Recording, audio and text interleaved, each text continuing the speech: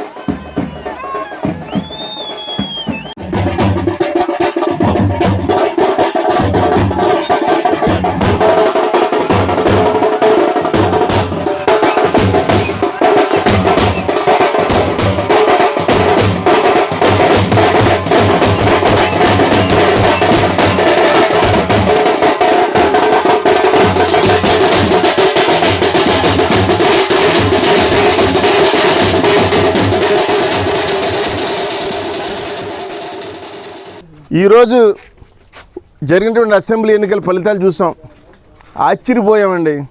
ముందుగా ఆంధ్రప్రదేశ్లో ఉన్నటువంటి 5 కోట్ల ప్రజలందరికీ కూడా మా హృదయపూర్వక నమస్కారాలు తెలియపరుచుకుంటున్నాం. తెలుగుదేశం పార్టీ తరఫున జగన్మోహన్ రెడ్డి మాట్లాడితే వై నాట్ 75 ఏమైనా అయ్యా నీ వై నాట్ 75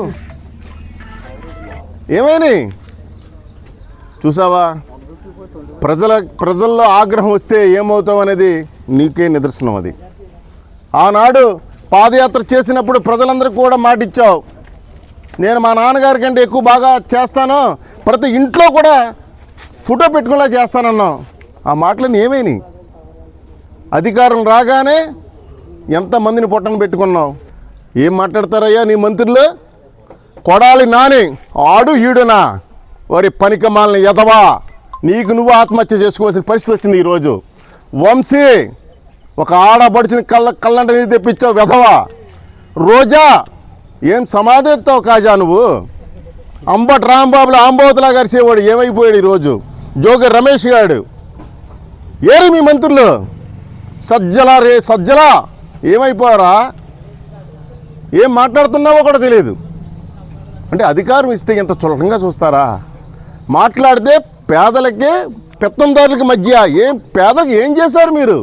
ఎంతసేపు నా ఎస్టీ, నా ఎస్సీ, మైనార్టీ, నా బీసీ అని చెప్పేసి వాళ్ళ పేర్లు చెప్పి కోట్లాది రూపాయలు సంపాదించి వాళ్ళని అక్కడే అనగారికంగా చేసేసి కింద అంటిపెట్టుకుని నువ్వు పాడు చేయలేదా వాళ్ళనే? ఈరోజు చెప్తున్నా, పేదవారే మాకు అండగా నిలబడ్డారు. ఎస్టీ, ఎస్సీ, బీసీ, మైనార్టీ అన్నావు కదా, ఆ నలుగురే మమ్మల్ని గెలిపించారు. తప్పు చేసావు జగన్మోహన్ రెడ్డి. నీకు మళ్ళీ చెప్తున్నా, మళ్ళీ నీకు ఈ ఆంధ్రప్రదేశ్లో భవిష్యత్తులో నీ పార్టీ ఉండదు, నీ నాయకులు ఉండరు, మీ కార్యకర్తలు భూస్థాపితం అయిపోతుందని కూడా ఈ సందర్భంగా హెచ్చరిస్తూ, ఎప్పటికైనా చౌకబారిన మాటలన్నింటిని కూడా మీరు ఆత్మ సాక్షిగా క్షమాపణ చెప్పుకుని ఇంట్లో కూర్చోండి.